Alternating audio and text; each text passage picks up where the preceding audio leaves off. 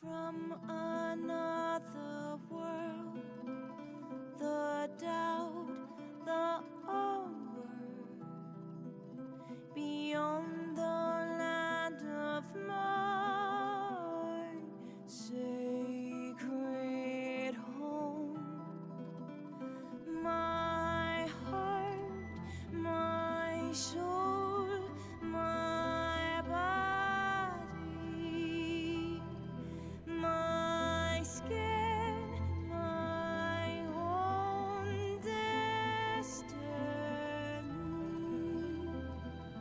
From the perfect land where comes my nature,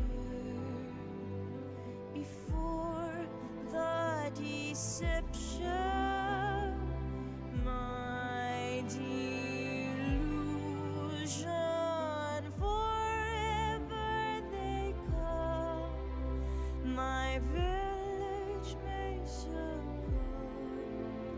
We'll fight for our freedom, we'll end the human war.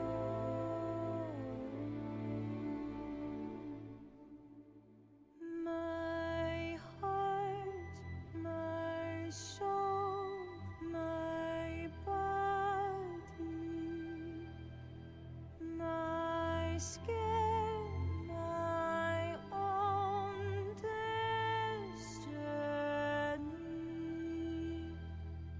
My heart, my soul, my body, my skin, my own destiny.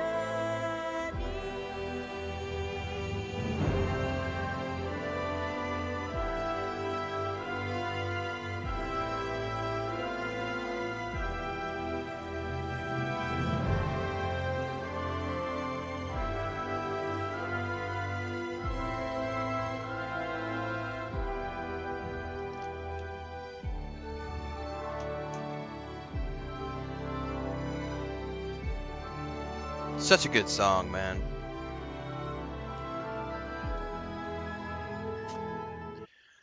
We are going to continue on. What is up, Blueface? What is up, Dribrom? Good afternoon, morning, and evening.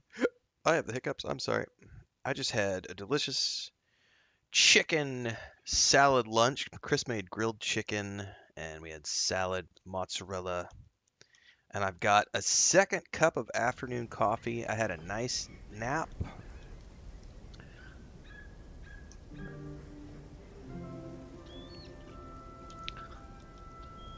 Excuse me. All right. We are back and ready to go. Doing so good so far, Henry Litton.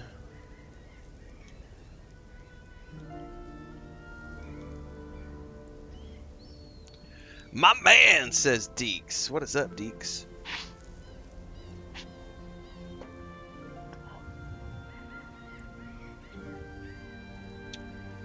Okay. Well, we have this new companion with us.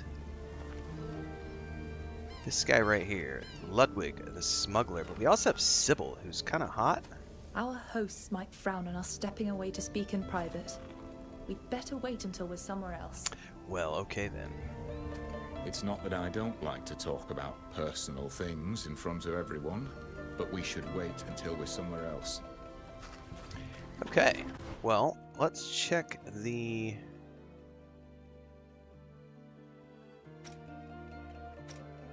maps. We got a long way to go to get to where we're supposed to go. We got to go find his contact.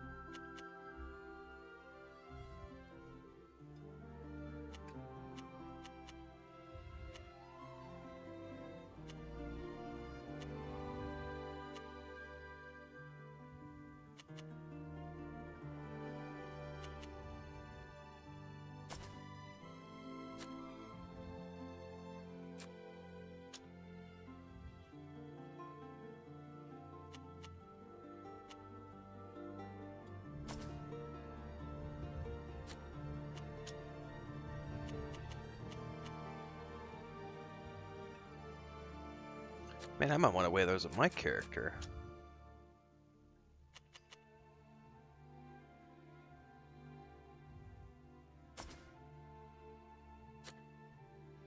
God, that jacket looks ridiculous, though.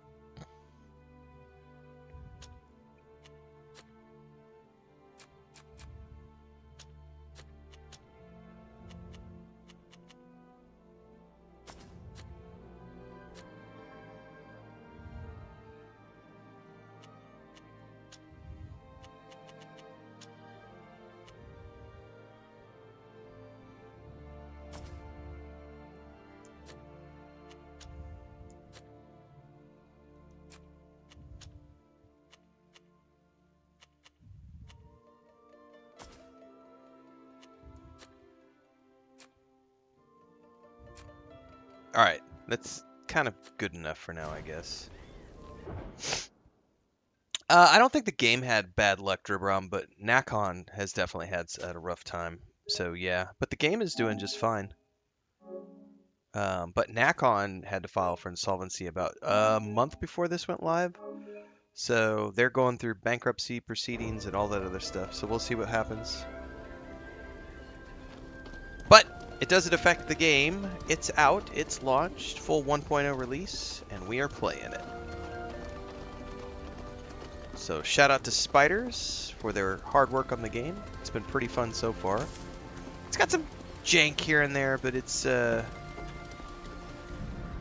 overall been a pretty enjoyable experience.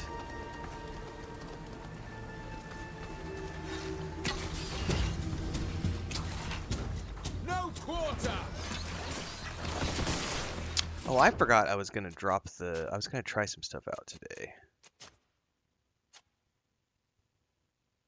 I don't want to be invincible.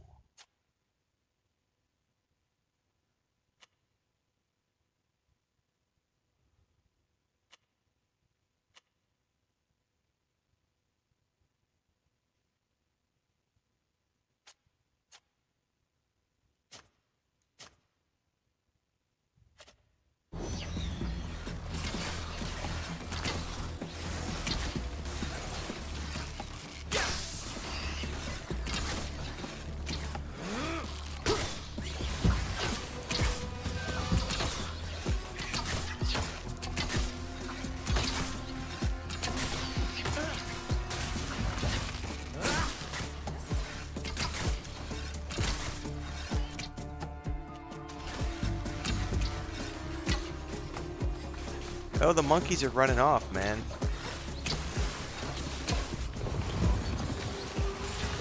Oh, I don't know which buff she just did.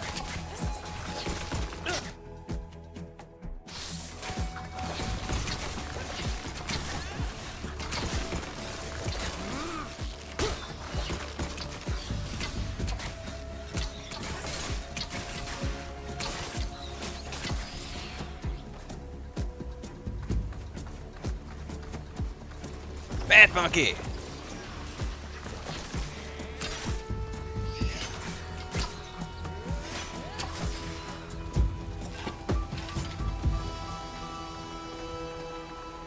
Alright, I forgot that I wanted to test some stuff out today. So we're going to go into the options. We're going to go into game profile. I'm going to drop it into focused. We're going to go in here and we're going to turn this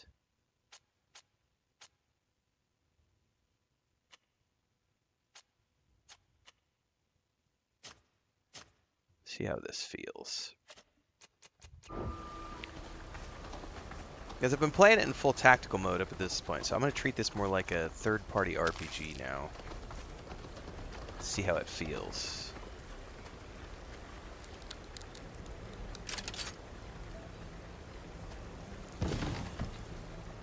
Oh, a great axe.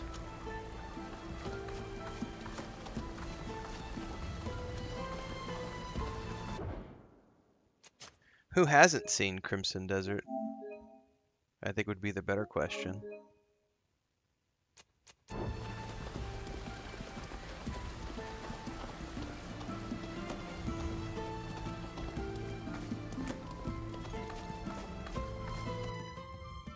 There's a campfire nearby. Copy that.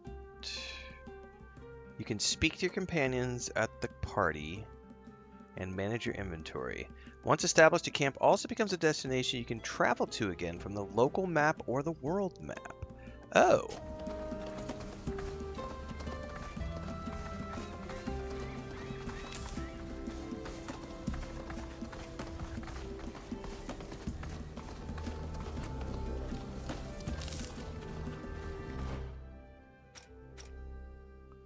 It's up here.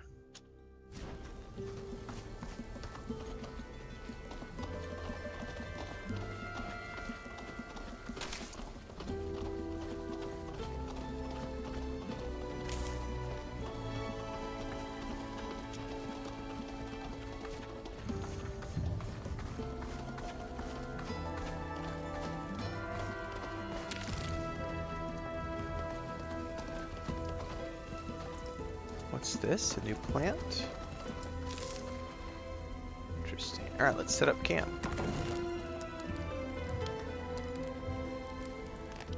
You must gather your party before venturing forth. Alright, I want to talk to my NPCs here. Let's start with... Oh, they have tiny little exclamation points if they have things to say. It's not that I don't like to talk about personal things in front of everyone, but we should wait until we're somewhere else.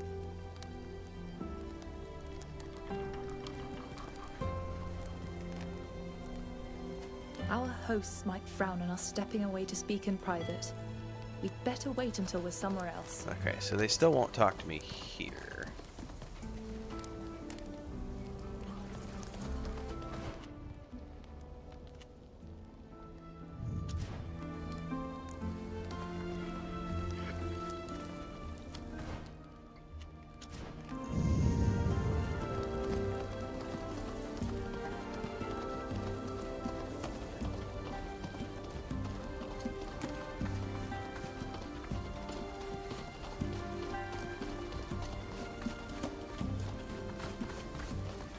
This mode feels really weird. We can't risk going to the village. There are too many soldiers there right now. Come on. My islander contact usually waits hidden a bit farther up the river.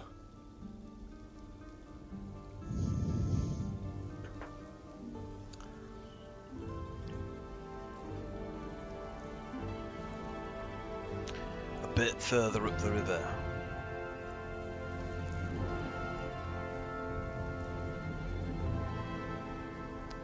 We will go check it out.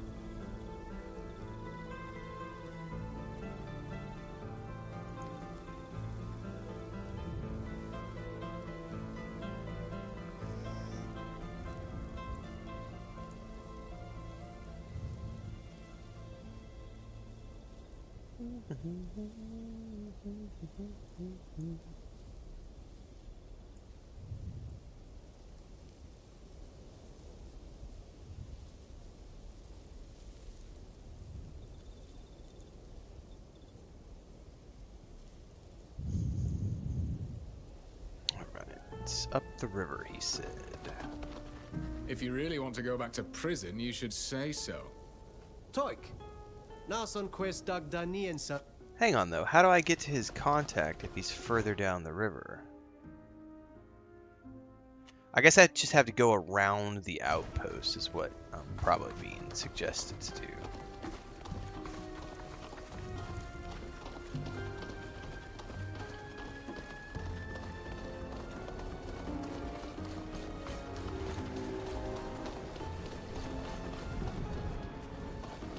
These monkeys are all over.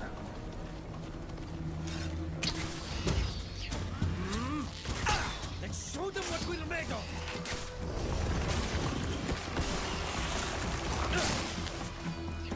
Now I'm going to have to buy some new armor.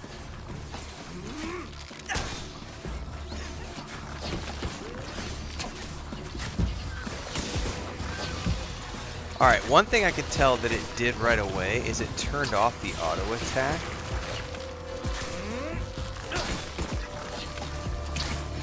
Which I find really annoying. So you have to modify that. So hang on, we gotta go back into the options. It's in a game profile. Auto attack, yes. I don't know why it turns that off.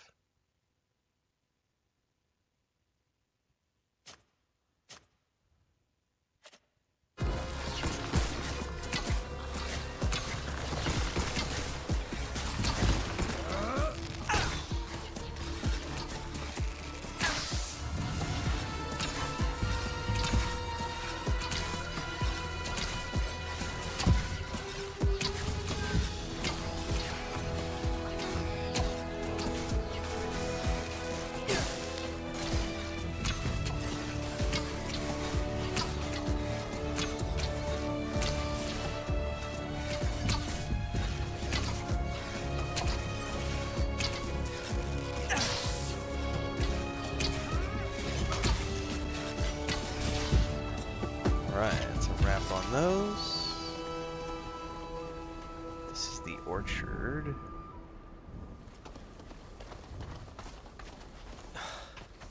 I can't do it. Well, he failed his survival check. Am I still in the prologue? I have no idea what counts as the prologue, to be honest with you. I know we're off the main island.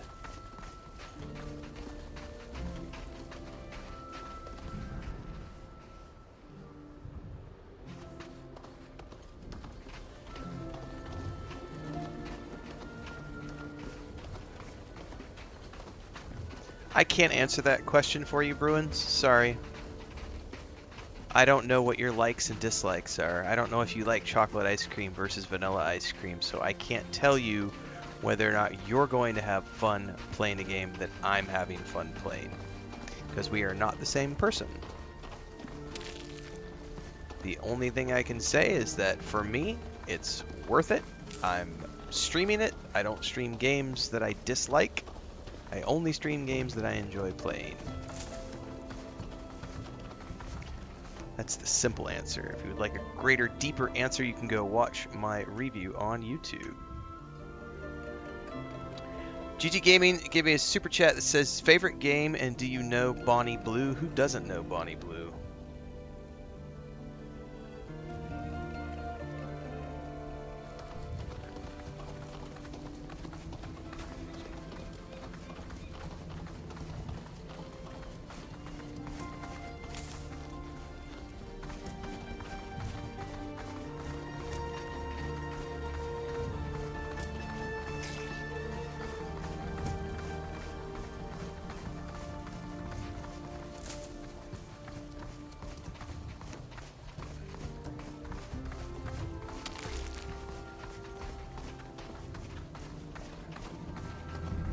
Those monkeys in a tree. And show them what we're made of.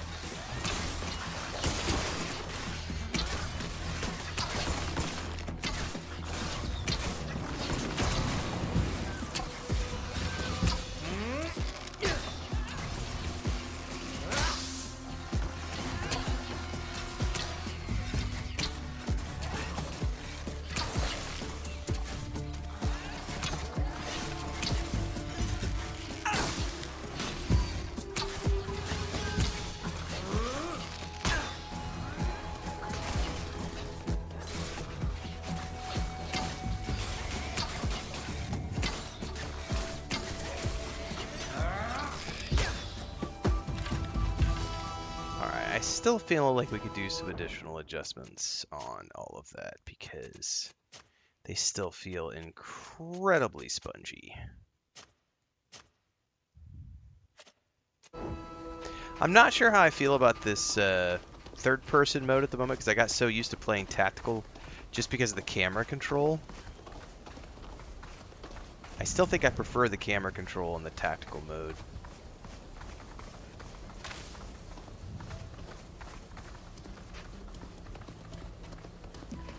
Is it the same art style, DSM? Because Warhammer Bolt Gun is like a old school like pixel game. So is the new Starship Troopers game like old pixel art?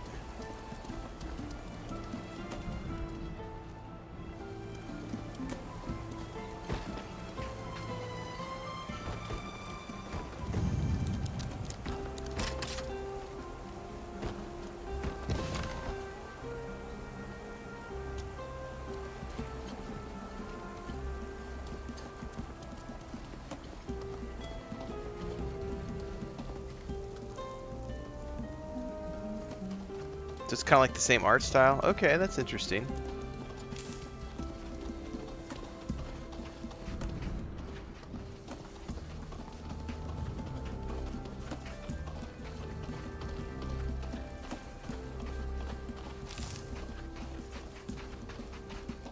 Strange. He should be here by now. I don't like this. Let's take a look around. Maybe he's moved a bit farther away. It's not as pixelated, it's more like PS2 era. What's it called?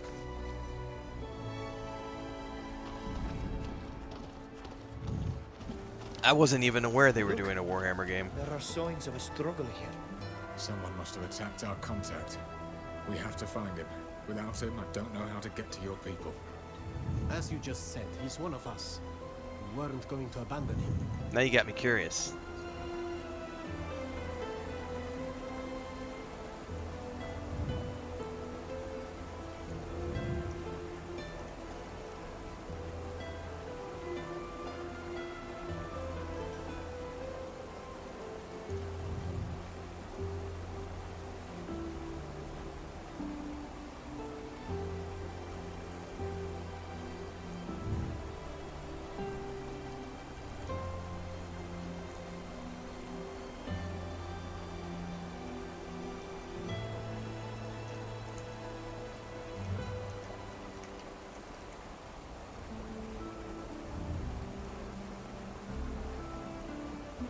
Is it called Ultimate Bug War?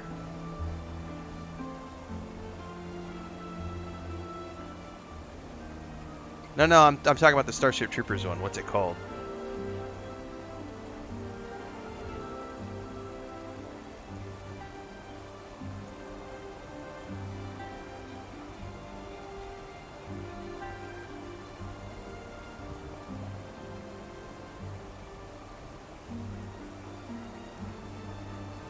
Starship Troopers Ultimate. Okay, so I am looking at the right Steam page right now.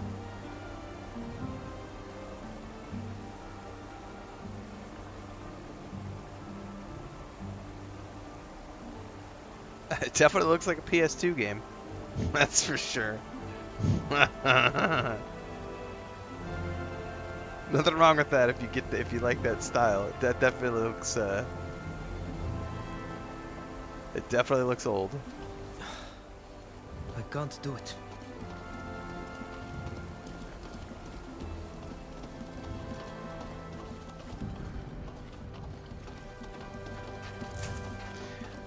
I almost played the most recent one that came out, but I have so many other things going on. And I watched Rico. Rico's been streaming it, like the actor.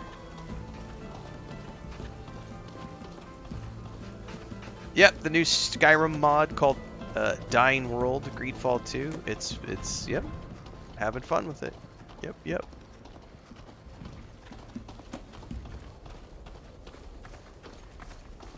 If you're struggling with combat, drop the difficulty down. That's what I did. You can adjust all of the settings. I have no desire to play Bullet Sponge, or in this case Arrow Sponge, because I'm an archer. So I cranked my party damage up to 200%.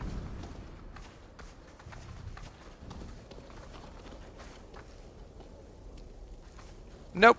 I don't have time to watch every single thing that every other streamer does, but if Co-Carnage talked to a couple of people from Solasta, that's cool. I'm in their content creator program, so I get to see and hear all sorts of juicy stuff from the Discord all the time.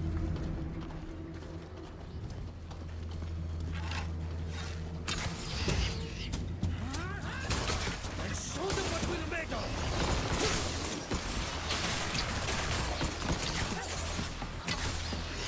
Now I'm going to have to buy some new armor. Remember, kids, only boring people get bored.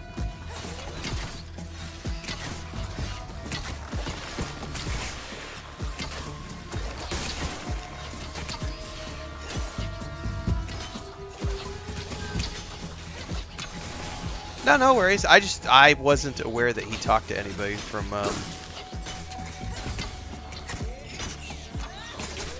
Celeste Sherrard. I've been so swamped since I got back home. Like,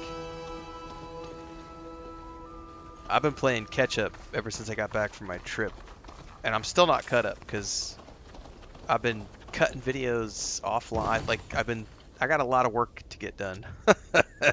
March is a busy month. I haven't had a chance to watch anybody else's content for a while.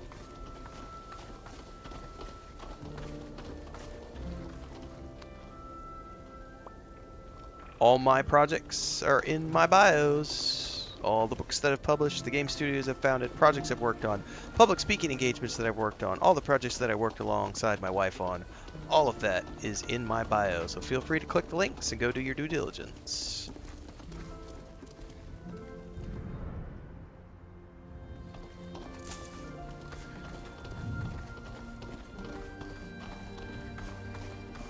Currently playing GreedFall 2. Shout out to Nakon for the key. Played Celasta 2 this morning for a few hours. That's the schedule for the foreseeable future. Is Celasta 2 in the mornings, GreedFall 2 in the afternoons. And then Thursday or Friday we'll be starting Crimson Desert.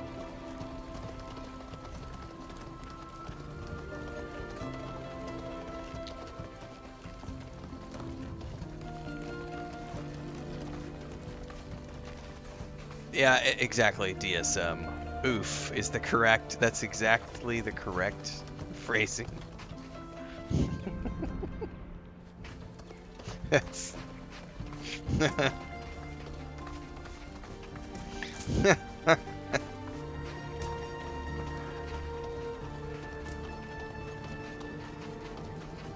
Everybody here worked in construction. I've worked in construction. I'm a big fan of the hammer. It's one of my favorite tools.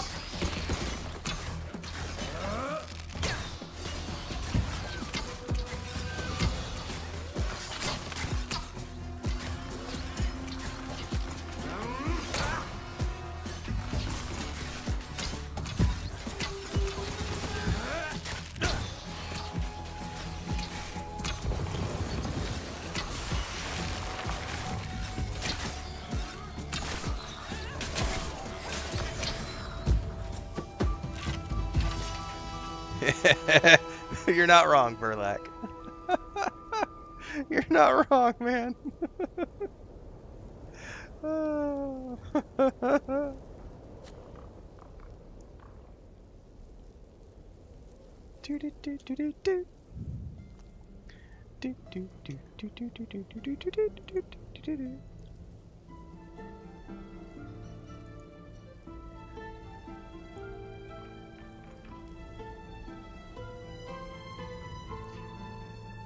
In any case, I'm sure that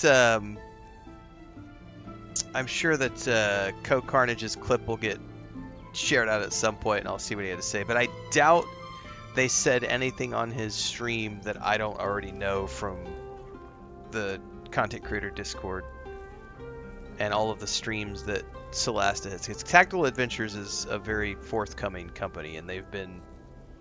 Mizm is a great dude, and he's done a great job of keeping us all in the loop, and just sounds to me like they're doing the rounds and getting the information out there and hitting up all the different streamers who are playing their games, could potentially play their games. Co's got a big audience, so good on them for getting out there and doing more interviews. More press is always a good thing. Alright, we are now beyond the area that we're supposed to be searching in.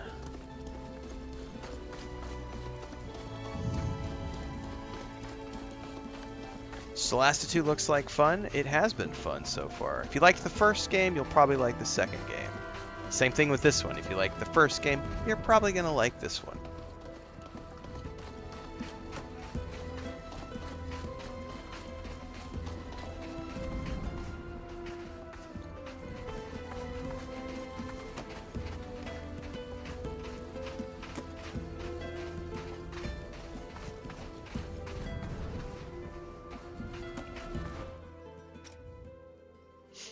give us a big old place to explore. I bet he's gonna be inside those ruins there.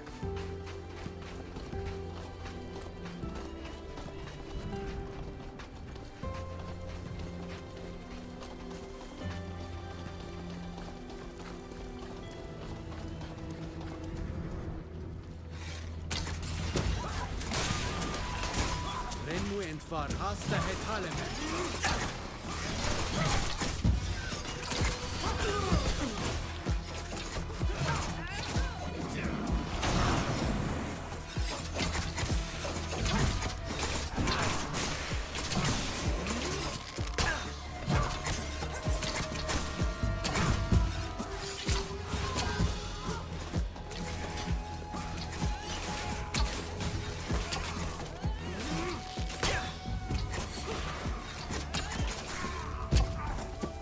Alright, I'm glad I adjusted the damage up, because now that I got my party doing 200% damage, it feels much more appropriate to an easy mode.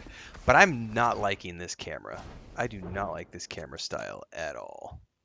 So we're going to go back into the game profile and put it back into tactical. And autonomous party on, tactical on, zoom levels always on, cursor controls. I think that's where we want it to be. That's right, Starbright. You've been waylaid by enemies and must defend yourself. Ah, there we go. Back to having that. I do prefer the camera controls in the tactical version.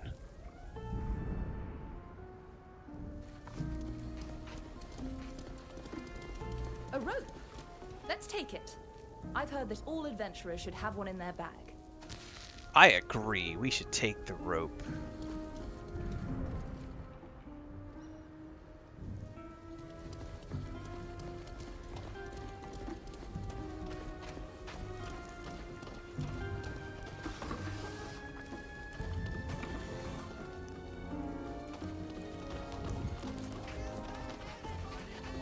Oh, I heard voices.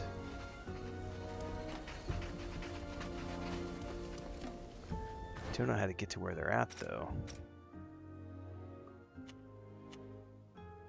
We can go up and around. I cranked it up to 200%. Hey, Ziana's 62. Don't give a shit. Fuck off. You've been banned from my kick chat for trying to spam your commercial bullshit. No. Number one rule. Don't spam your bullshit in my chat. Get your own chat for that shit. Number 2 rule. No religion, no politics. Number 3 rule. Sit down, shut up, watch the show. If you're here to have fun with me, then you're in the right place. But no one wants to hear about how you have some special opportunity to earn money. And all you got to do is send you a private message on Discord. You know what, my friend? I, too, am a Nigerian prince. And let me tell you about the offer I've got for you.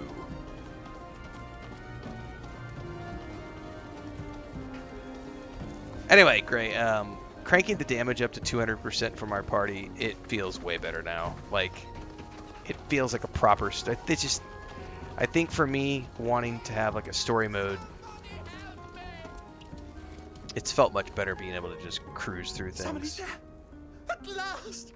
I thought I'd starve to death in this hole. Well, we do have a What rope. happened? What are you doing down there? I fell. It was a stupid accident. Would you be so kind as to get me out of here? But how could you fall into this? This hole is clearly visible. I suppose you could say I became absorbed by my thoughts. I'm a sculptor, you see. I came here to get inspired by these ruins, and while I was marveling at these wonders, I wasn't really looking where I was going.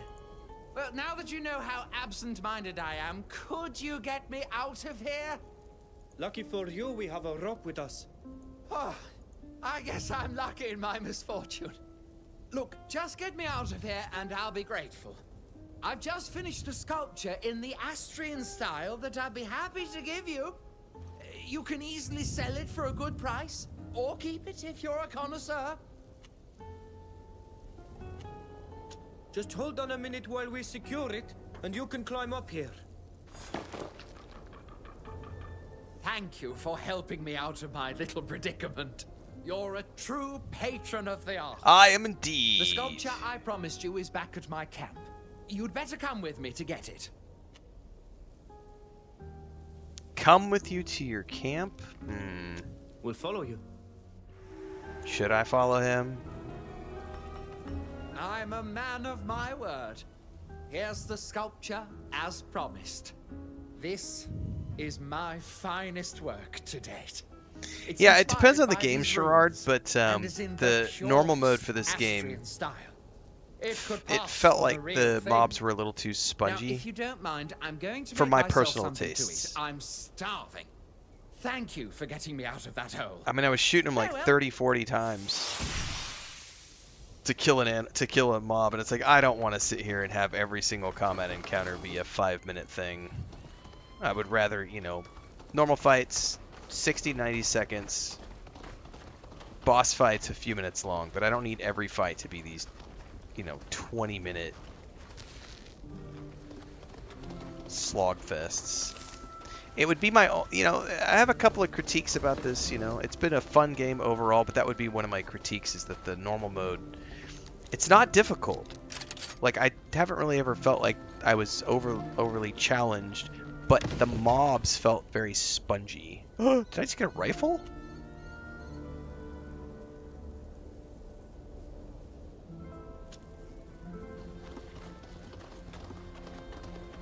However, I bet that has a different set of abilities than the bow and arrow.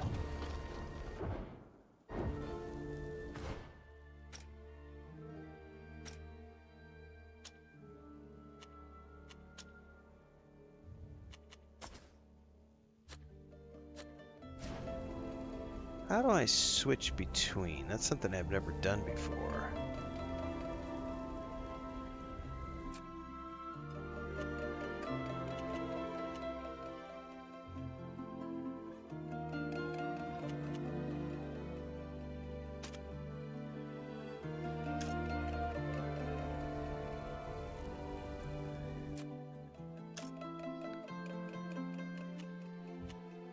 Oh, it definitely uses the same. It uses the same. No, it does not.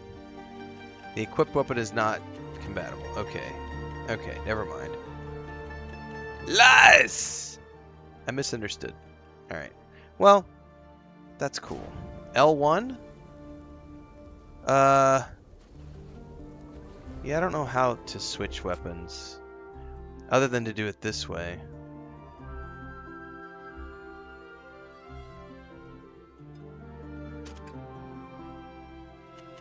Like here, I could do it from here, but I don't know what button to do to switch. It's all good. I've not heard any echo and voiceovers for my end, Burlak.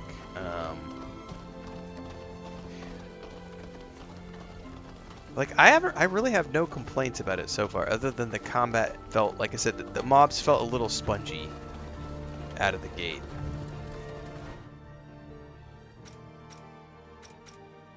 Did I level up? I did.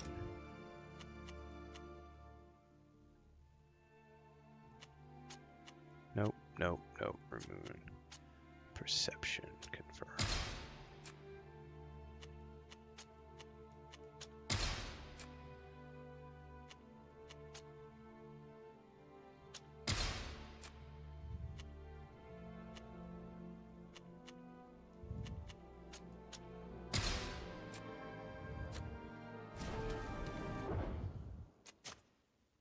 Hold L1 and press R1, says Burlak.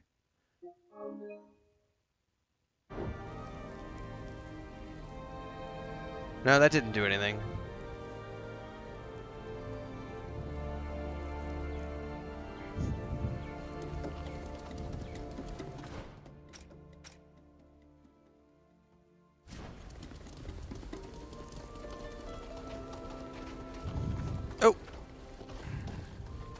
I see trucks over here. Finally, we got a little bit of a tip. Just the tip.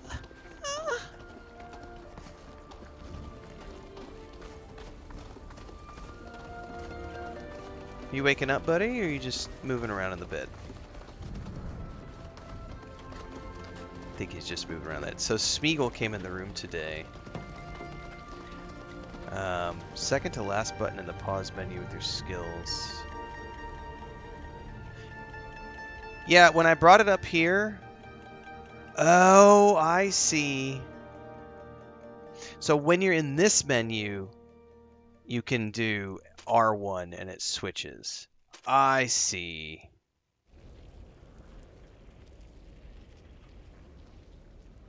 I get what you mean. So you can do it, but you have to... Yeah, that's weird.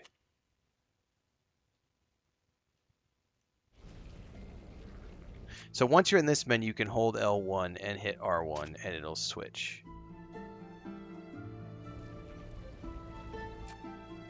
Yeah, that's how that works. Or you can manually go all the way over here and hit it. There's also this one over here. Short says, my only complaint, and it's minor, is I wish companions had more weapon choices. I do, yeah, that would be I would like to see additional weapon choices for the companions, because right now it's only me. It's like they're locked to whatever it is that they started with. For sure. I read all the chats. Doesn't mean that your chat is worthy of me reading off. Trail goes this way.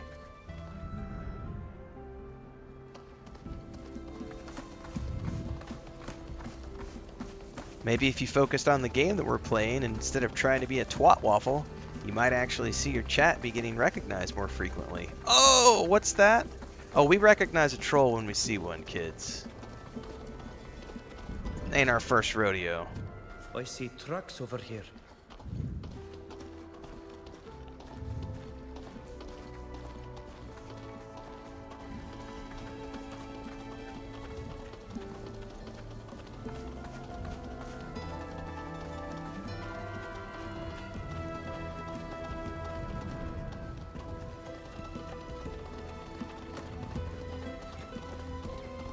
Is this an open world RPG?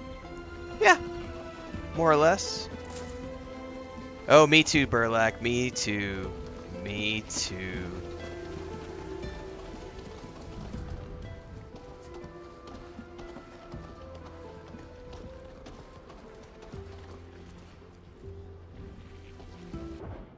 Alright, we need to save.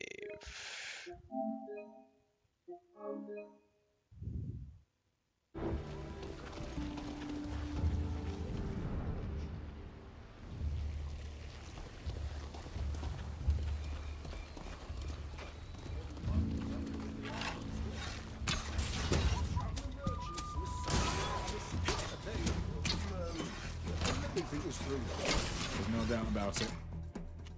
They're holding your compatriot. Telling from their accents they hail from the same country as I. We'll have to be careful. Now I'm going to have to buy some new armor. Oh, that was dope. Whenever he like charged me and stabbed me with his rapier.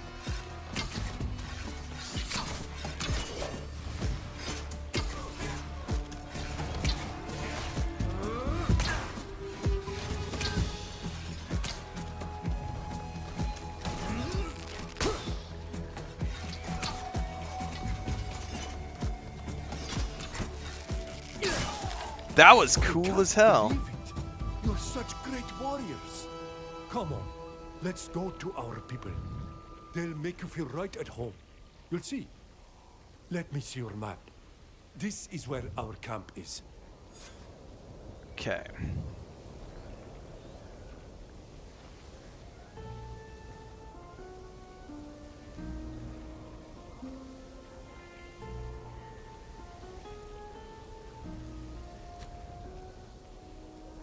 Our cat Smeagol is a sweetheart. Yeah, my hammer is tingling. The hammer is definitely tingling, kids. Don't worry, it's ready to go. I keep that baby primed and ready, lubed up. Well-oiled.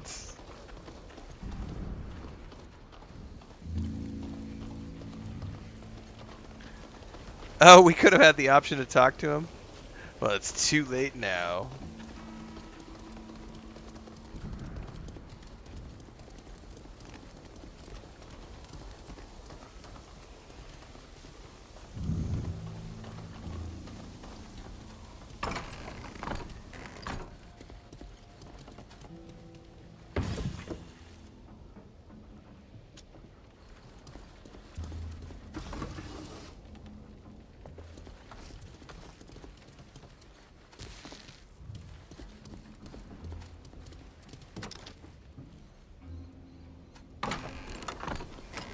Yeah, let's use the cabin key to just walk outside.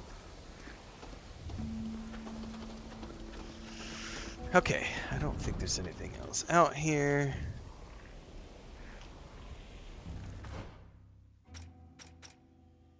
Go to the refugee camp, which is up here by the campsite. Anyway, our cat Smeagol is a big sweetheart. He is a big old boy. He's the biggest cat we have. He's sleeping right now. If I could show him. Here, I can show him on the main camera. I won't be able to do it for the TikTok camera. But he is... Let me shut off this camera here.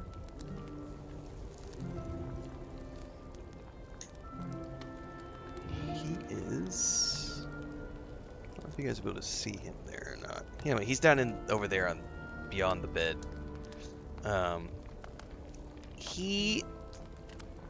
It's an unfortunate thing where he's fixed. All of our cats are fixed.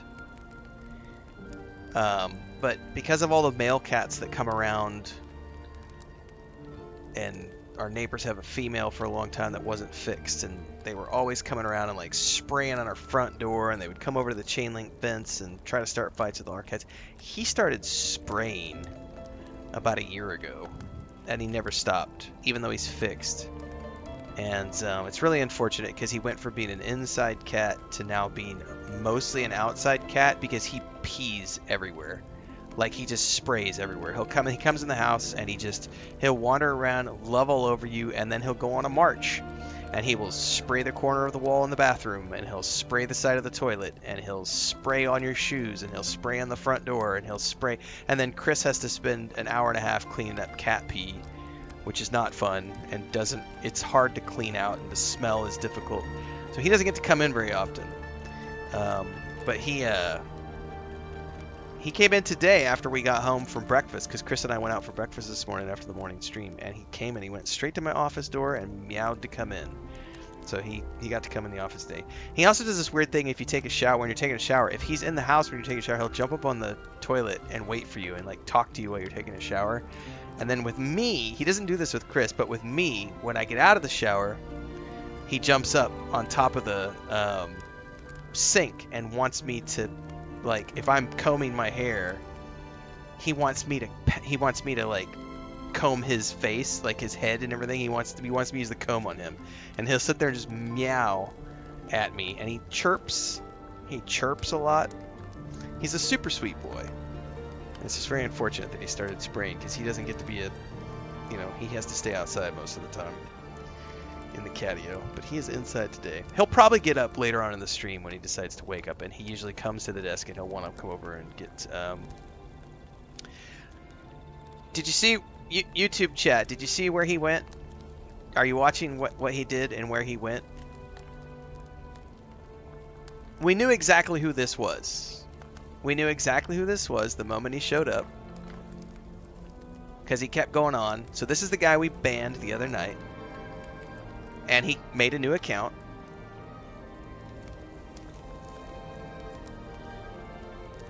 So that right there, that's the same guy we banned last night, 100%. Because he's repeating. So the funny thing is because this time around I've already clipped that one, so that one's not worthy of clipping. So since he doesn't have anything new to say, like, obviously, yeah, we're not going to waste our time with the band music or anything like that. We're not going to clip him for... Yeah, obvious troll is obvious. Yeah, it's very sad. Like, come up with some original shit if you're going to try to troll my chat, guys. Like, seriously. Like, calling me a paid shill, I've heard it before. Making fun of my wife, we've heard it before. Telling me to get a real job, we've heard it before. Like, obvious troll is obvious. Like, you gotta be original if you want me to clip your shit and put you out on Instagram and TikTok and everything. So, get your shit together.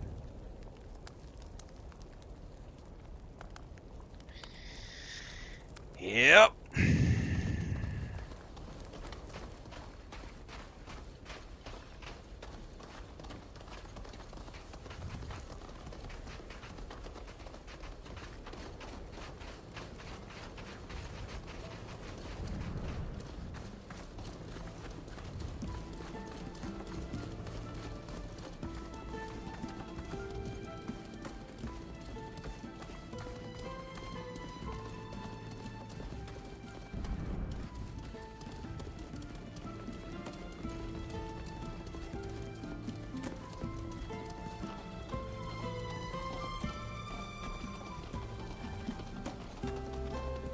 I will say that, you know, I'm used to a certain level of trolling, but it has gotten obnoxious the last, like, 72 hours in between coming back from the Bethesda trip and then Luke Stevens and his rabid fan base who absolutely hate Starfield. Like, the last 48 hours in particular have been a little obnoxious. My Twitter, by the way, is full of people who are angry that they're not allowed to chat on my YouTube channel because they've been banned, and or they're pissed that I have subscriber only requirements to chat, and so they're over on my Twitter feed right now blowing up my Starfield posts with death threats and all sorts of other fun stuff and telling me that I just love sucking Todd's dick, and it's all sorts of fun stuff. And it just makes me laugh because it's literally just pushing my content up in the algorithm and bringing a ton of new followers to the channel and making me so much money. It's fucking hilarious. But it's like there are some seriously unstable people in the world when it comes to video games.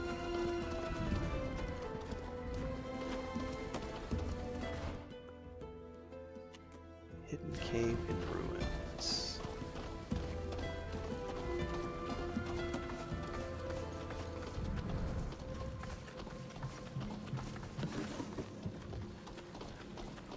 But I'm not monetized on Twitter, so I don't feel compelled to, like, answer all the chat and everything, so I just let it go.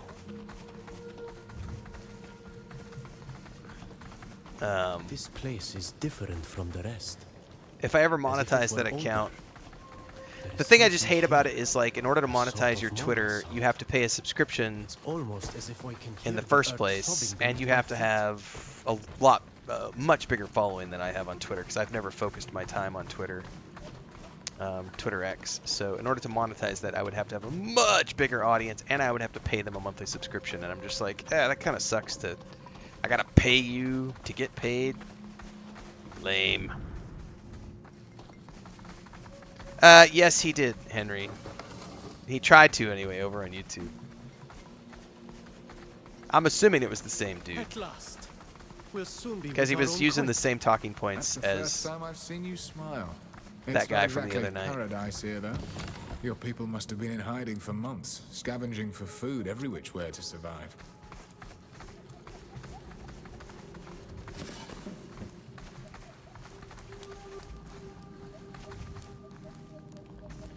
Okay.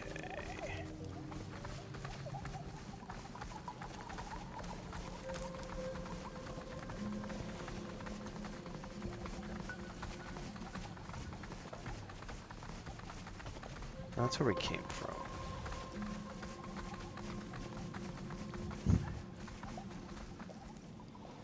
His video chat was all about me and my wife, and yep. Starbright says, I've been seeing toxic positivity a lot recently. Funny way to reframe someone who likes enjoying things. Toxic positivity is not a real thing in relation to gaming. it is something in relation to psychology, but not in the way that it's being used as an insult for gaming. So, toxic positivity is the excessive, dysfunctional enforcement of a positive mindset which dismisses or invalidates genuine negative emotions like sadness, anger, or grief. Notice, sadness, anger, or grief. So, telling someone who's grieving everything happens for a reason, or look on the bright side, or telling someone you just need to think positively, it could be worse, or feeling guilty over the fact that you feel sad or anxious, or constantly smiling to hide your pain, those are legitimate examples of toxic positivity. Toxic positivity as it relates to just loving video games and having fun playing video games is fake. That's a fake thing. It doesn't exist. So the people who try to claim that toxic positivity in regards to you like video games and you have fun playing, like if I like a game that everyone else calls trash or garbage, I'm accused of being toxic. I'm accused of toxic positivity. That's not a legitimate thing. Literally, that's not legitimate. Now, if a family member died, or like when one of my cats passed, and someone pats me on the shoulder and says, "Oh, chin up. It'll get better." That's toxic positivity. Like, my cat just died. I'm feeling very sad. Fuck off. I don't need you to tell me that it'll get better. Like, that's toxic positivity. Because you're not helping someone process their grief.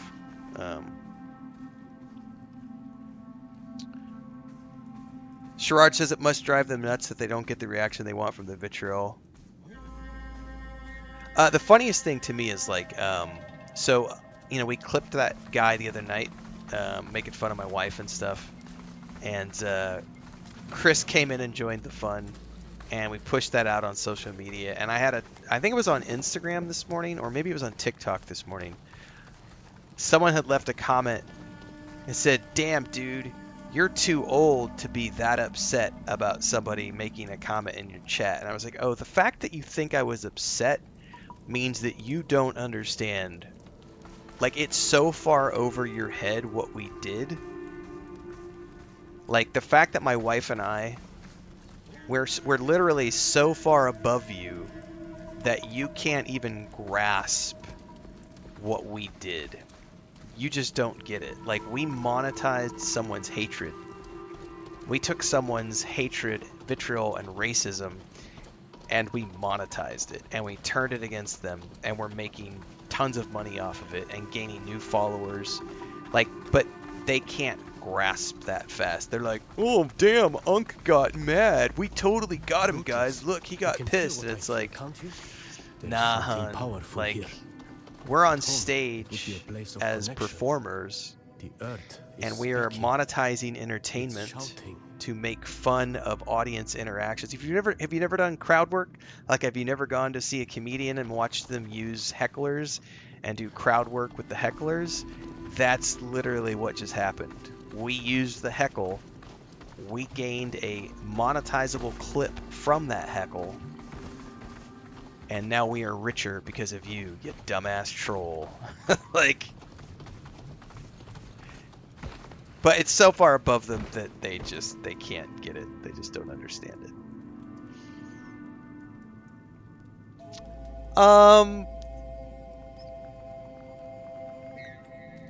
DSM says, hang on, there's a bunch of comments I want to address here. This is all good stuff.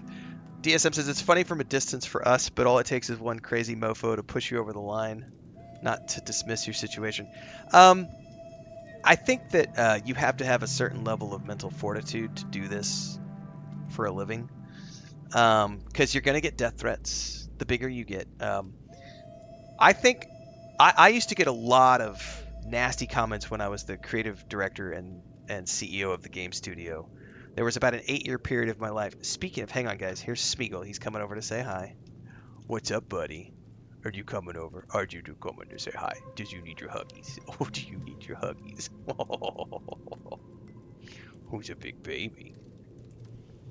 Yeah. Did you just wake up? Hi, how are you? Do you want to say hi to everybody? You're totally not awake yet. Anyway, I used to get a lot of hate, and it was pretty bad when I was the head of a game studio because people just like it's bad. But I will say I feel like it's worse being a streamer. It's worse, especially maybe it's just a sign of the times. It could be just a sign of the times that we live in. He's gonna go to the back of the chair. It's not very wide, but he likes to get up here. Problem is he'll try to grab onto my shoulders if he goes to fall. It could just be because of the political times we're living in. Because there is a lot of racism that happens because my wife is Mexican. Like a lot. I'll continue this in a second. I gotta go put him out because he will spray on my office door if I don't let him out.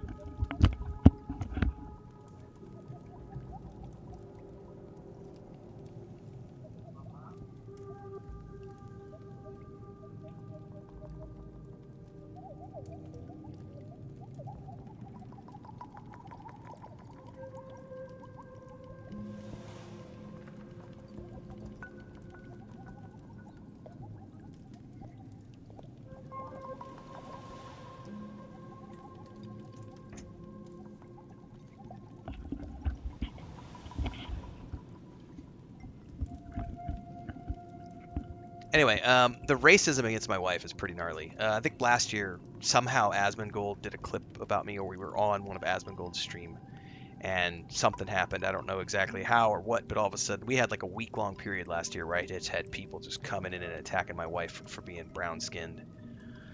So there are things, you know, there are times when you have to deal with stuff like that, but she and I are both, like, she doesn't care. She's never on social media, so she only knows about it if I let her know or if she's watching a stream. And she's popped into my streams a couple of times and made comments. But it is what it is. It's kind of, it goes with the territory. If you're going to put yourself out there in the public space, you just have to deal with it. It's kind of like if you're an actor or a musician or any sort of artist who's going to be out there in the public eye, you're going to have stalkers, you're going to have trolls, you're going to have haters, you're going to have people who do everything they can to disrupt you. You're going to have people who try to scam you, people who try to fuck with you, try to fuck with your peace, and you just have to have the mental fortitude to stand up to that. The easiest way for me to deal with it has always been to monetize and mock, because it's constant. It doesn't stop, and the bigger you get, the more it happens. Like, it's just a non-stop barrage. Burlack says, I don't know what to say in situations like that. It feels horrible that good people like you and your wife have to go through bad situations. I mean, it's kind of like, I don't think we view it as a bad situation anymore. We just laugh at it because it's someone who is so pathetic and miserable in their lives that the only, like, they want to try to bring you down. And the fact that they are trying to do so, you know what I can picture? You know that scene in Avatar when they go to, like, blow up the tree and the general is in the ship and he's got his cup of coffee and he's, like, telling his soldiers to, like, blow up the tree, and all the Na'vi are down and they're, like, shooting their bows and arrows at his ship, and he's just, like, laughing as he drinks his cup of coffee. I view the trolls as the Na'vi. Like, they're using bows and arrows against my fucking airship. It's like, what are you gonna do, bitch? You can't even scratch my ship. Like, you're using bows and arrows against my magical super ship. Like, good luck with that. Stubbs says one of the guys I gamed with would not stop shitting on me for playing Starfield and Veilguard, and he tried to use the toxic positivity line. I eventually had to tell him to leave since it was bringing down the fun. Oh yeah, get rid of toxic people, man. Get those fuckers out of your life immediately, because they are vampires. Yup.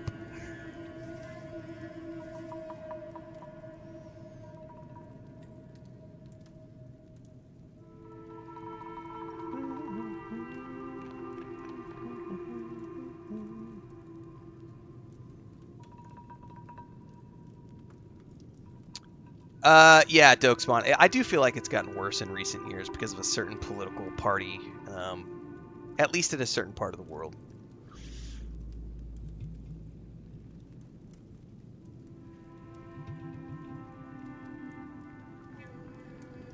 It does rock getting older.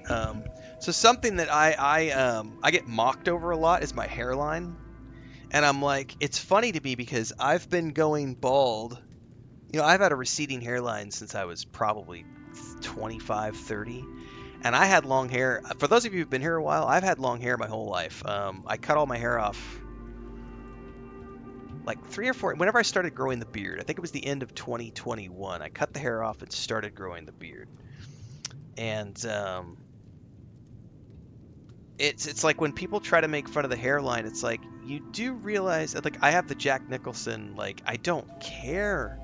Like, you have to try to find, like, if you want to try to actually get under my skin, you have to actually come up with something original. Like, if I cared about my hairline, I would shave my head. I would wear a hat. I would go do hair transplants. Like, there are so many ways that you can take care of a receding hairline. Like, the fact that I sit here and stream and my hair is like, for those of you here in the mornings, and I'll have, like, I can't do it right now because I took a shower earlier, but my hair will be like all over the place because I have bedhead, and I totally need a haircut right now.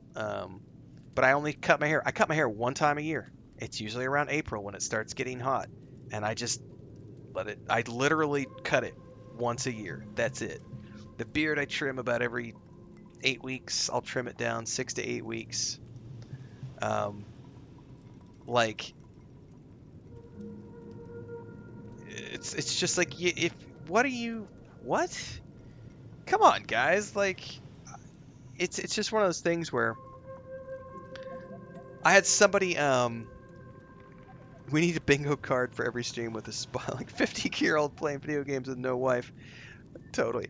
So I had somebody who, I think it's on Twitter X, on the original photos that we shared of my, when we were allowed to share that we went to Bethesda, right?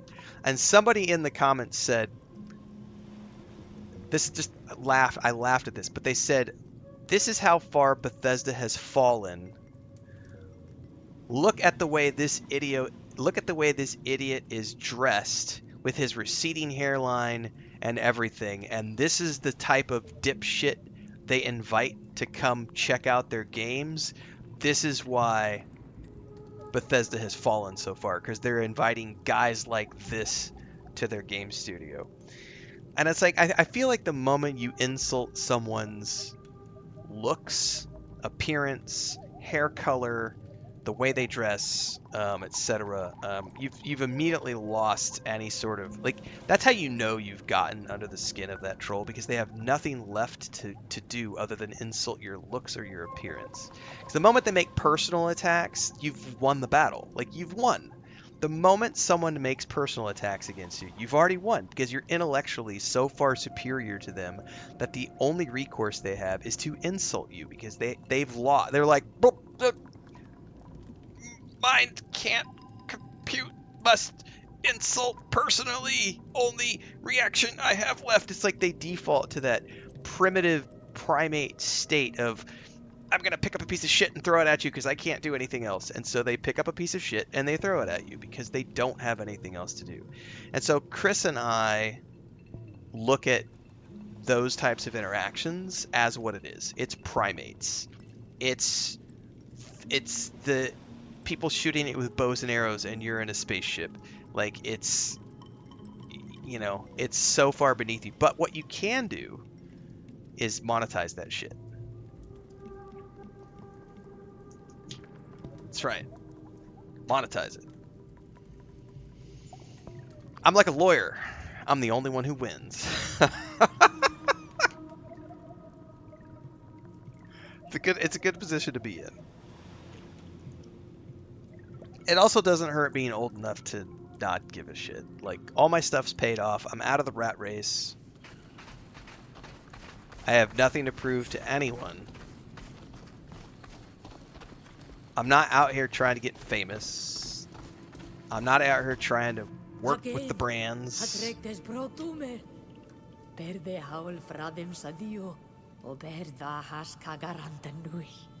You're the one Ken calls Worker, aren't you? That's the nickname he gave me. My name is Ludwig.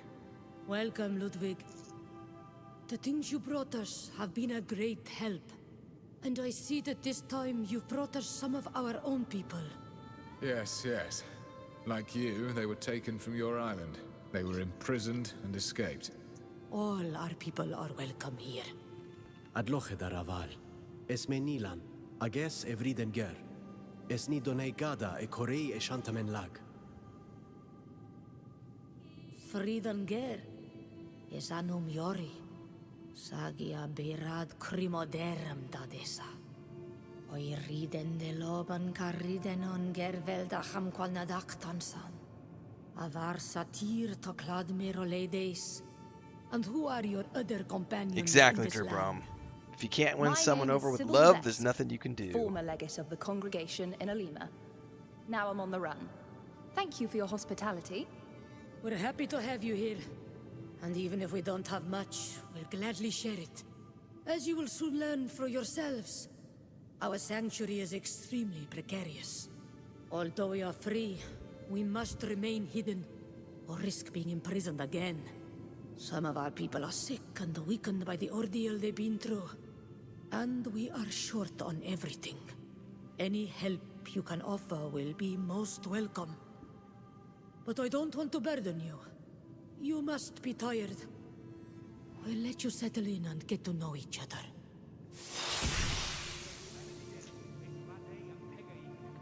Oh. I just got some new gear.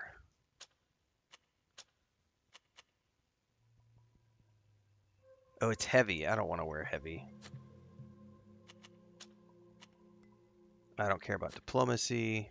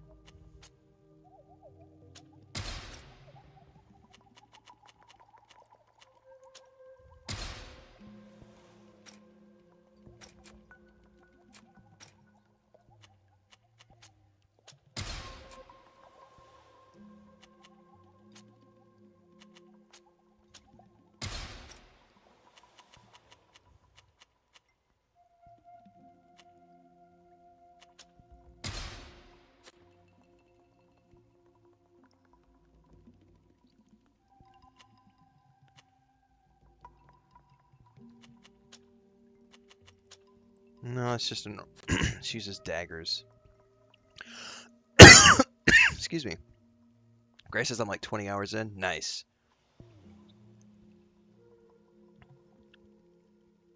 Well, they have, yeah, because they have their own skill trees, but then they also have like, they have the normal skill trees. So they have normal skill trees that they can level up in, but they also have their own unique skill tree. So you kind of get to choose how they go, which is nice. It's like a really interesting way to have the flexibility of saying, I just want them to be generic NPCs, or I want to customize them and have them, you know, be something different.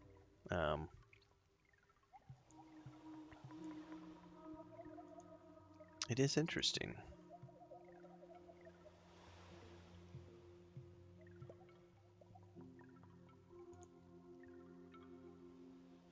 Blackthorn says over in Discord, people act like streamers' chats are just open establishments and not private businesses. They can deny service to whoever the fuck they want, same as a streamer can ban who they want. It's funny that trolls are also the people that feel so entitled.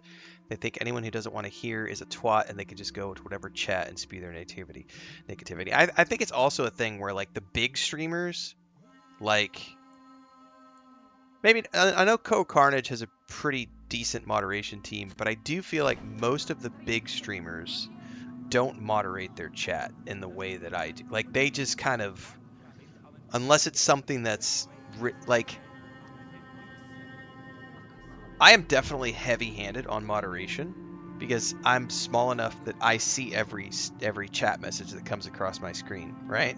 Like I'm still like, I don't think I've had. There was a few days last year when we had like 700-800 people streaming where I could lose a little bit of the chat. But even when I had like 600 people in chat, I was still reading every single message that came across. Like it wasn't impossible to do. But I do feel like once you cross like 1,000 viewers, you're getting into that territory of where you're going to lose stuff. If you don't care about it. Like I still care enough about it where I will stop the game because I get clippable moments. Like that's how I, like probably 50% of my content, probably more than that these days. I would say maybe like 75% of my content these days for YouTube and especially my shorts is audience interactions, right? So it behooves me to stop the game and interact with chat. And so I'm taking the time to go read it. And a lot of other streamers just don't do that, or they have a moderator or a moderation team who just filters everything and sends them the messages that they then respond to during chat. And as a result, they don't spend a lot of time moderating the trash like I do. And so I think a lot of people have gotten used to just being able to go into whatever chat of whatever stream they're watching, and they can just say whatever the fuck they want, and no one moderates them. Unless it's something that's like exceptionally rude or racist or over the top. Like I think pretty much every streamer out there, if you tell someone to unalive themselves, that's probably going to get moderated. You know, that kind of stuff is because the platforms have policies in place that we kind of have to abide by. So like we can't just let chat go crazy because we can get in trouble as streamers if we aren't moderating that stuff out. And once you get into the big streamers, like Starbright said, for big streamers with massive audiences, chats are like just forums. There's not really any conversation. Even Carnage, I don't feel like has conversations with his community, or maybe I just haven't tuned in a while and seen him having a conversation with the community. I see him interact with specific messages and he'll answer questions, but I don't see him have conversations. Whereas I'm still small enough that I can have an actual conversation. We have 40, 50 people interacting in the conversation. Maybe there's only 10 or 15 people in the conversation, but we have conversations because we're still small enough. That will probably go away at some point. Or it'll get less frequent because I won't be able to, there's going to be a time when it does get big enough that it'll be hard to keep up with all that stuff. Because there is a point when you get so many people in chat that there's a whole, like people could be having a whole conversation independent of you, and then you're just reading things off. But I do think that that's a big thing, is a lot of people have gotten accustomed to just being able to say whatever they want because no one ever moderates their chat.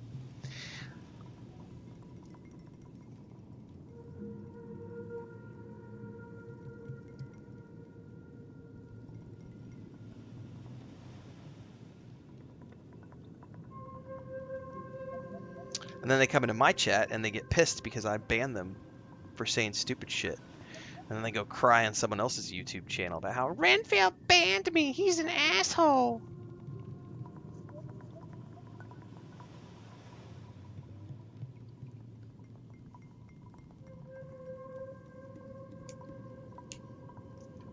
I pity the fool.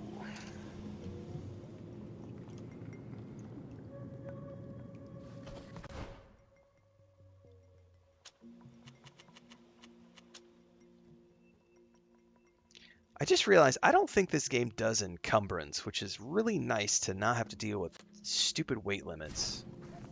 So I don't mind it in some games, but it is awfully nice when you play a game where there's like no sprint meter and no encumbrance. It's just like, just let me play the game and have fun with the story.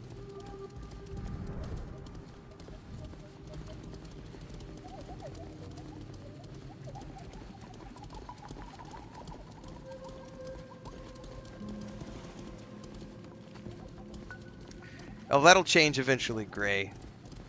I mean, I can remember back in the day when I had 2 to 7 people. Like, it was 2 to 7 in the early days, and then it went from 2 to 7 to like 5 to 10. And there was a long time, there was like a year where it was about 15 to 20, and that was it. 15 to 25. Ceremony with both our clans, remember?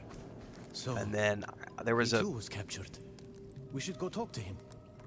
it was when I got, I think, I'd have to go back and look at the exact numbers, but I'm pretty sure it was when I got back from my trip to help my brother move.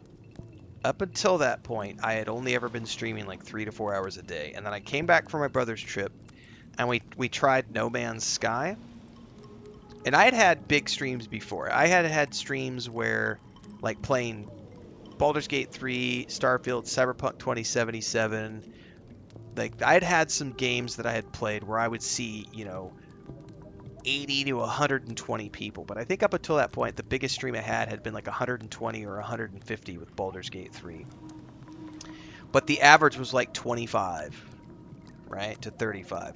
I came back from the trip with my brother, and I got home, and I remember I tried No Man's Sky after the World's Part 1 update. And all of a sudden, I had like 90 to 120 people every single stream. And I was like, holy shit. And then I got Kingmaker on Twitch like 3 days in a row. And suddenly I had like 250 people watching my No Man's Sky streams. And I was like, oh, that's different. And so I started streaming longer hours. And within about a month of doing that, I went and played like some Starfield. I got Kingmaker slot on Starfield and had like 150, 200 people watching Starfield. And that was the transition point for me to go, okay, I am now making enough money from streaming that I can spend 6 to 8 hours a day streaming, as opposed to spending like 8 hours a day doing content creation and 3 to 4 hours a day streaming. Because up until that point, I always made more money uploading videos to YouTube, because the audience was so small in streams. I would get super chats and memberships and stuff, but it was like, you know, the ad revenue, I could make more money uploading guides to YouTube, because guides always do well, guides and reviews. And so that's where I would upload 8 to 10 guides every single day, and that paid my bills. And then I would stream for like 2 to 3 hours. But that, yeah, Burlak, that transition point with No Man's Sky, that was the game that pushed me into like full-time streaming, because that was the time when that happened. And then the Starfield right after that, I was doing my second playthrough of Starfield. I was like, because that was when Shattered Space came out, I think, right around that time, and the Phantom Liberty DLC for Cyberpunk. So right in a row, I went like No Man's Sky, Starfield, Shattered Space, Cyberpunk 2.0, Phantom Liberty DLC, and I had like a 3 or 4 month run where it was just like, we were streaming 8 hours a day with like 150, 200 people with like a minimum of like 80. And it was like, okay, now I'm making money streaming. Like, this is actually legitimate money that is paying more than I can, you know, more than I'm making doing guides. And then I've never like gone back. It was, you know, and we've had days like, what was I playing? God, there was something I played. We tried a couple of games like in the last month or so. It might have been Towerborn. Oh, High on Life 2 and Towerborn. Both of those games were Game Pass release games, right? That I tried out to see if I was going to do playthroughs. And for those of you who are channel members on YouTube, I talked about the business strategy for this year. And the short version, you can go watch the full video if you want the full version of what the business plan is for this year. But one of the things that I talked about in that video, this is the short version, is that if the audience isn't tuning in or I'm not having fun, I'm no longer going to spend more than 2 hours. And that's something in the past, I've always, like, if a company sends me a key, I'm like, I'll play the whole game. That's what I had done up until this year. This year, I'm not doing that anymore. Like, if you've sent me a key, thank you very much. But if I play the game for 2 hours and I'm either not having fun or there's no audience for it, I'm not going to feel compelled to just play the whole game anymore. And it's been working great. Because the reality is, like, the sponsorships and the trips and everything else that I'm getting now, like, there's a certain minimum average I need to be hitting if I want to, keep getting bigger and better projects. So, High on Life 2 and Towerborn, both of those games, when I played, I had single-digit numbers on Twitch for the first time in, like, years. And I looked at that and went, if there are less than 10 people watching me on a given platform, I'm not going to play that game anymore. It's just that simple. Like, because my normal audience, it just depends on what game we're playing. But if we're playing something new and it's my traditional RPG audience, I'll have 25 to 35 people on Twitch. And 30 to 40 on YouTube, 15, 20 on TikTok, maybe half a dozen on Kick, but my core will be like, say, 30 on Twitch and like 40-ish on YouTube. That's a good minimum for me, is like 70, 80 viewers. So that's kind of what I shoot for these days. If I don't have at least that, then there's not enough audience for me to play, because if I'm getting less than that, I can go turn around and play Skyrim and get like 120 people watching the stream, or I can go play Starfield and get like 120 people watching the stream. So it's like there's no point in me playing games where I'm not having an audience, even if it's a new game, So as long as the minimums are there, I'm happy to play the games. But like when I dropped down in I think I had one point I had 6 people watching me on Twitch when I was playing High on Life 2, and I was like, nope. On to the next game. Dribrom coming in. This is hilarious. So Dribrom's been here for a while. He just celebrated a 31-month membership renewal on YouTube and says, I can remember when it was only 10 to 15 people, because he's been around for a bulk of the run. So getting really close to the 3-year membership mark, Dribrom. Goddamn. Thanks for that. I appreciate the support, man. Yeah, Dribrom's been around for a while.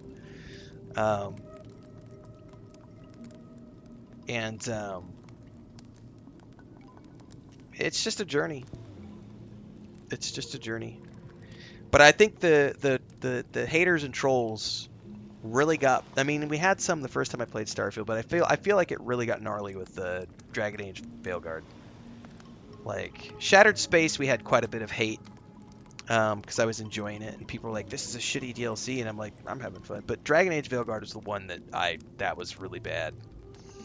Morticimal Gaming was saying that it's been he says he still gets people who are just like, they'll make entire Reddit threads about how he liked Veilguard, and he's like, guys, it's been 2 years or whatever, like a year and a half, like, move on. Dogma says, No Man's Sky helped me through COVID. I was just a spaceman in the room the whole time. Nothing wrong with that. Thoughts on Crimson Desert? Gonna play it. That's my thoughts. I'm gonna play it. That's all you're gonna get from me, is I'm gonna play it. And then I'll do an early thoughts video, and I'll do a review, and other things. But I am not,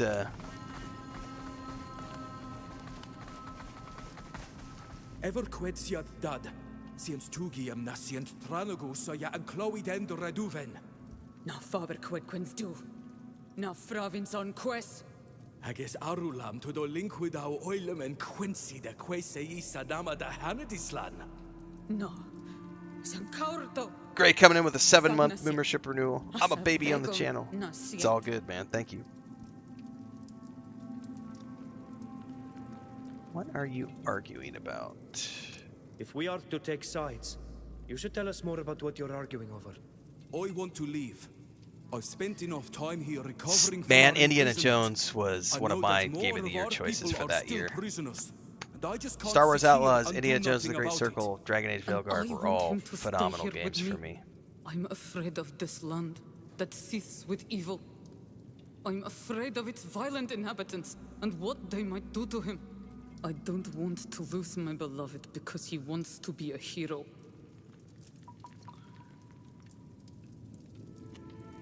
You say you suffered. You weren't locked up with your husband. No. When the journey on the great ship was over, I was taken to a place with the other women and young boys. A merchant traded us one after the other like goods.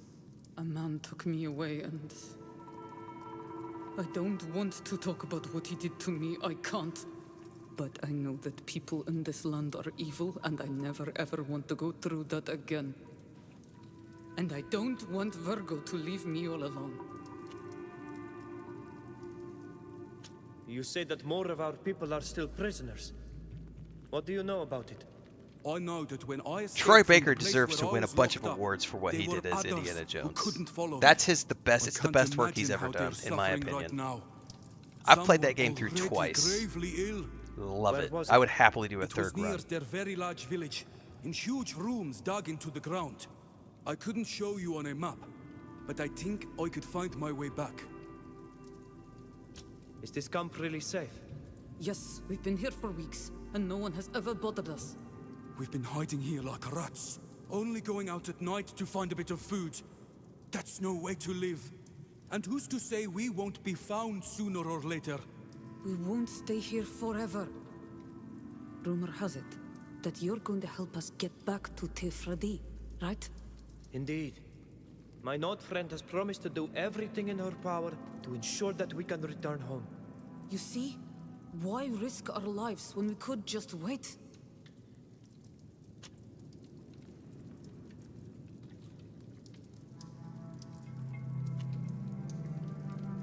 Vargol, you should think of your partner Oh, I first failed the before diplomacy. worrying about the others. Sidmat still needs time to recover. Yes.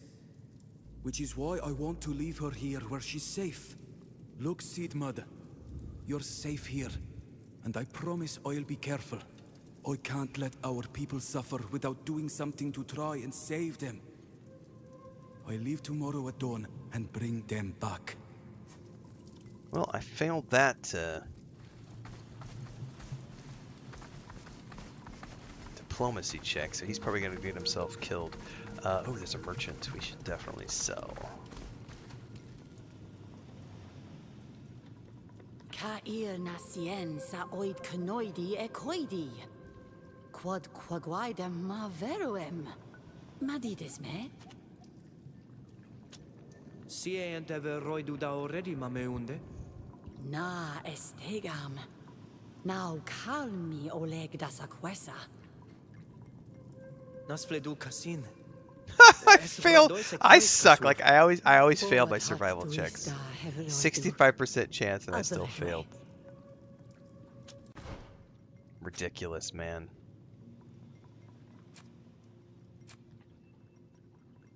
Do I still need... I don't know. We could definitely sell the...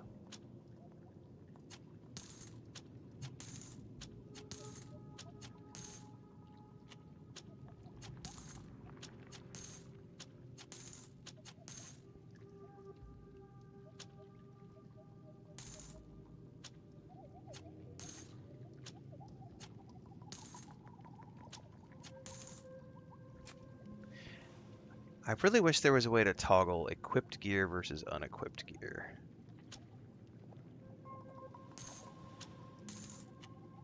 Because having to go off of tags is kind of like the visual is a pain in the butt. It would be much easier if I could just be like, filter out all gear that is equipped so that I don't accidentally sell anything that is equipped gear.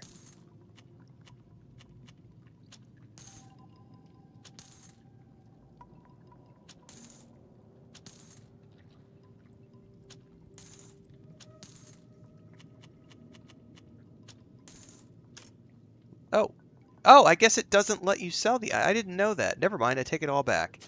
You cannot sell the items if they are equipped. That's good to know.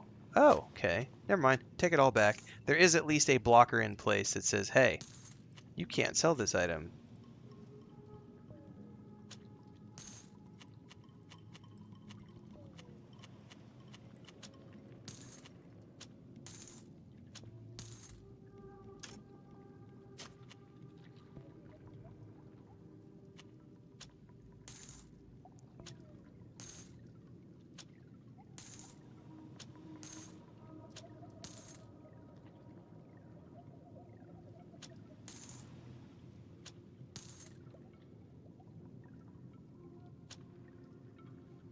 Wait, you can break things down?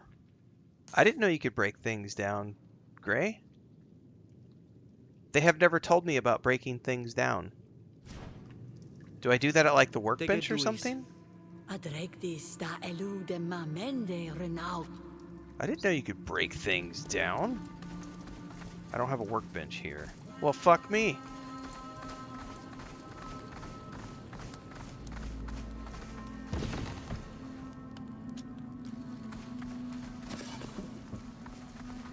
Yeah, I've never really gotten into the crafting too much.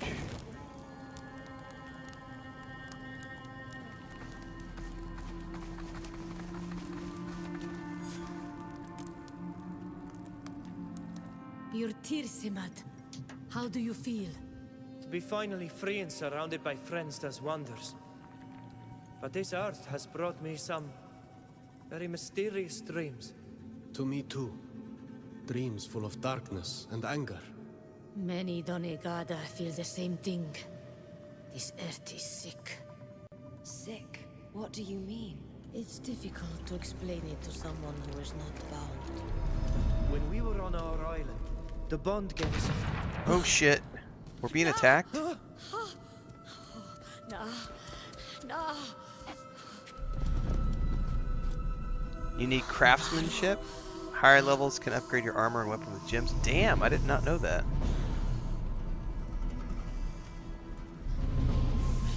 Who is this asshole?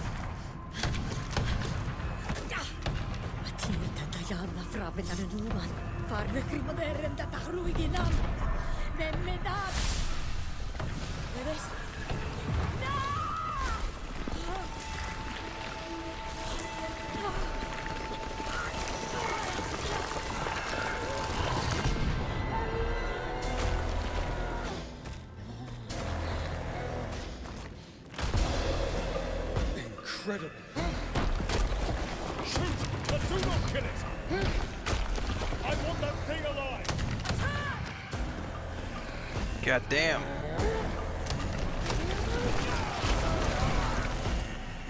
Careful! She has lost all control of herself. I don't want to attack her, I just want to attack.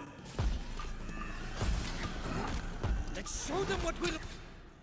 We're tactical orders. Yep, I'm aware.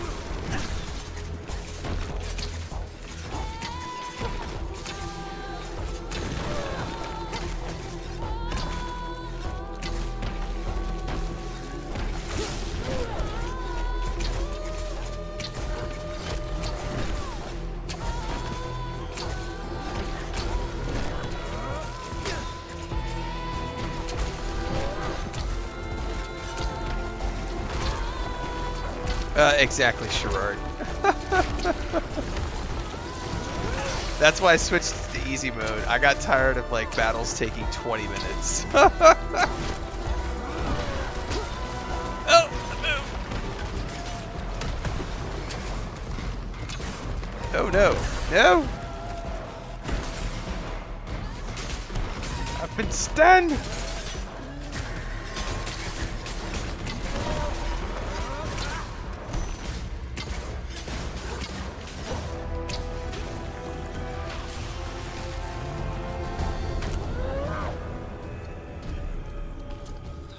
It's no use. We cannot fight it. We must flee.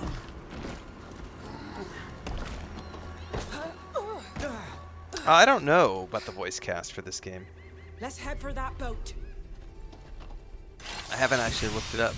They never did any promotion about, like, as I'm aware of, like, who all the voice cast were, so...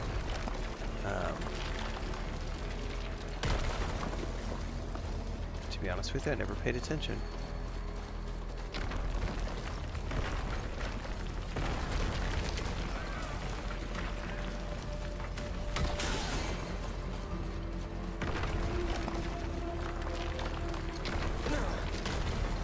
Oh, I'm gonna get hit. Maybe not.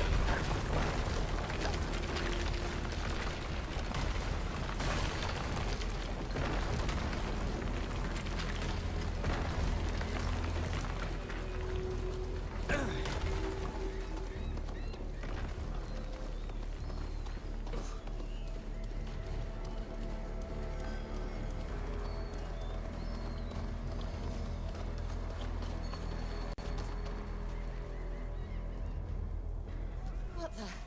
Oh no! To the boats! Run! Everyone run! Help! Hurry up. Everyone is aboard.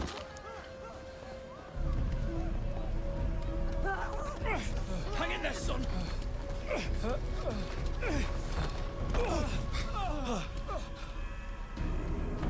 Damn it. She followed us.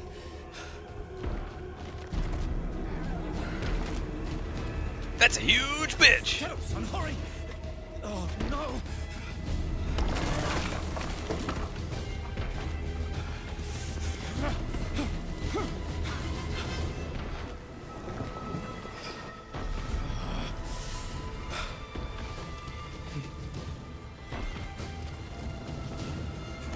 Come on, buddy. You could have jumped in. Come aboard, soldier! I'm not going to let you die!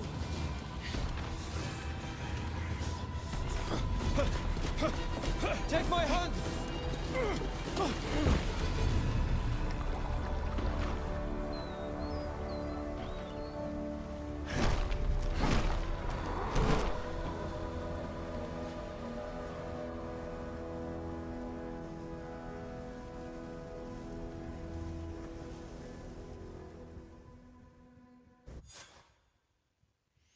And now we're off to somewhere completely different than new. Gray says that's the completion of the prologue.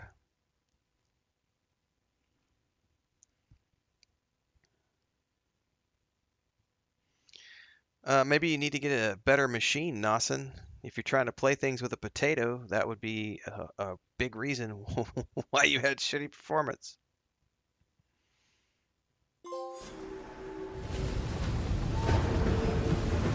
Darksteel says Nakon. I think Nakon has a video on YouTube showing the voice cast of GreedFall. It's going to get rough! I haven't seen it. Go check it out.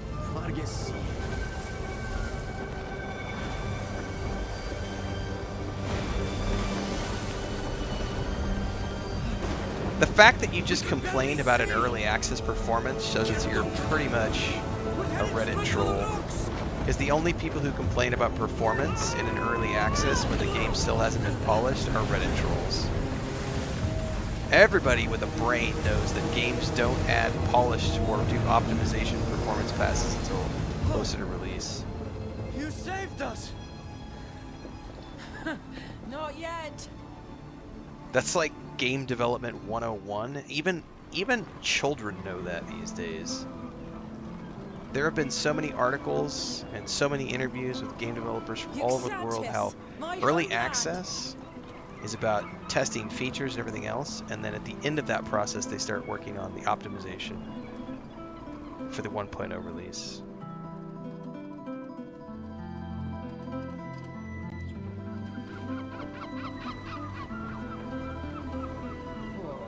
Happy to be back on solid ground. No, I saw your message, Green Gorman, but I'm not going to answer that. Well, because as I've told everybody, and welcome to your guest. I can't say anything. It was quite a feat to reach the island in that nutshell. People don't understand what an NDA is. Great captain. It was Neil Newborn? Speaking nice. of which, you have been summoned by the Council of Admirals. Don't keep them waiting. Thank you. I'll go and see them as soon as possible. You should come with me. I'm going to need to introduce you in any case. You are my guests here. Very well. Lead the way. Okay, so we have to take her in the party. I'm gonna dismiss him.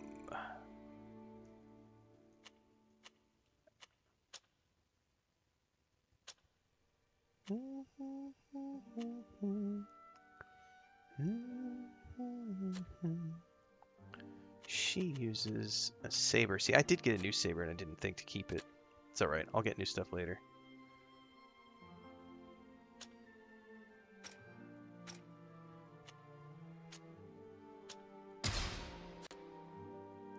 Validate the party!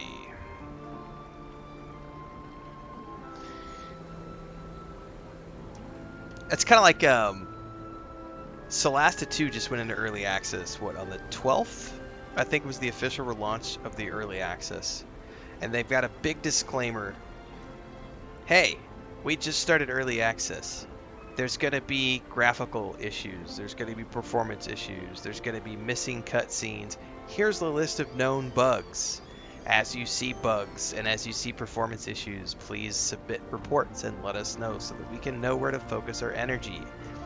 Imagine being such a fucking idiot that you go into that early access and you see flickering textures or optimization issues, and then you call the game trash or garbage or complain about performance and texture issues when you knew going into it that it was an early fucking access.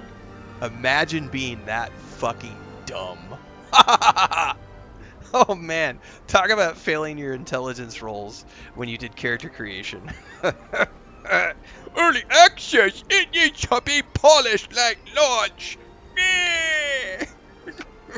Me no like performance hitchy on early access. I'm always gonna laugh at that shit.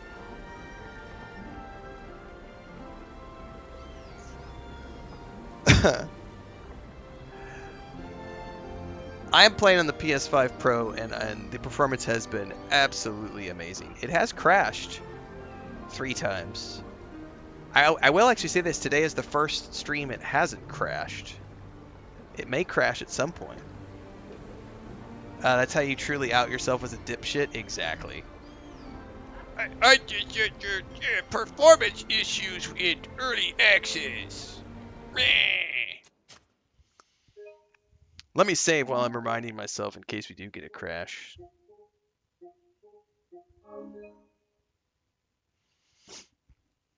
The amount of people trying to get me to break NDA for Starfield is quite hilarious. It ain't gonna happen, bitches. I have been working professionally for a very long time and have signed probably 200, 300 NDAs over the years. I can't tell you how many I've signed. Never once have I broken an NDA. And there are even some things that I could probably talk about now, especially related to the lawsuit that went on a few years back. Where the statute of limitations is up. Actually, as a matter of fact, my lawyer reached out, I want to say around January, and he was still on retainer from like 6 years ago or something, 5 years ago, and he's like, hey, the statute of limitations been up for like X amount of time, and I've still got this money left in the fund for the retainer. Do you got any more work you want me to work on, or you just want me to send you the money back? And I was like, I think we're good to go. You could just send the money back. But he was still on retainer. To be honest with you, I had forgotten that there was still money in that account. You know, because we sent out, I sent over whatever, like 15, 20 grand whenever we were doing all that stuff, and just kind of forgot about it. And then it was like, oh yeah, there's money left in that account. Send that back. I'll go buy something with it. But when you're a professional, you just don't talk about shit, even if you could. Because what's the point? You know what I mean? Like, they say that the best form of vengeance is success. And I have always found that to be exceptionally true. Anytime someone tries to be a troll, anytime someone... No, you chill out, Green Gorman. Get the fuck out of my chat, bitch. You obviously knew I signed something. It's literally, we've been talking, it's all anybody has asked me about. The fact that you literally came into chat and asked me if I knew anything about whether or not Bethesda was adding, you fucking knew. Don't fucking act like you didn't know. Literally, your first question was, "Can you tell me anything?" Come on, don't try to play stupid. Fucking tell me to chill out, you dumbass.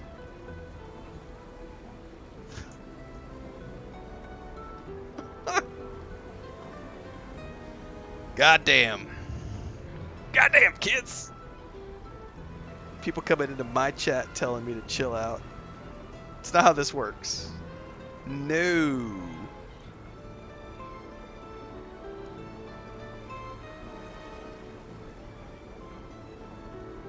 Not my first rodeo.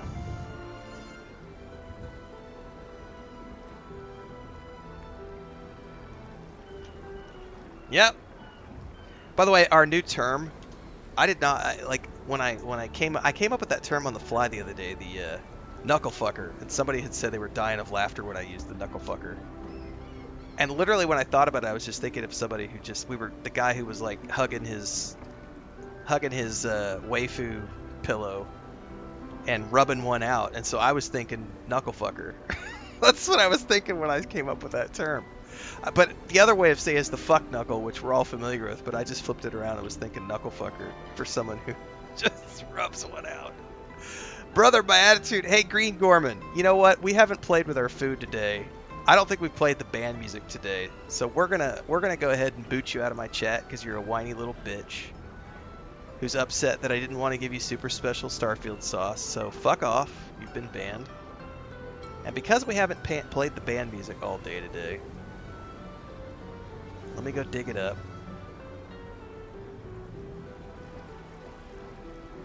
Strong hand, fist of iron, judgment falls. Hearts are dying. Bad hammer strikes. Tears like rain. Justice served. Feel their pain. That's right. Takes me the click of a button to get rid of your bitch ass. And I'm happy to do so, because I don't want you, I don't need you. I am above you, so far beyond you. You are an ant beneath my heel. I'm gonna head out, everybody, on that note, and go find a snack, and I gotta create a video.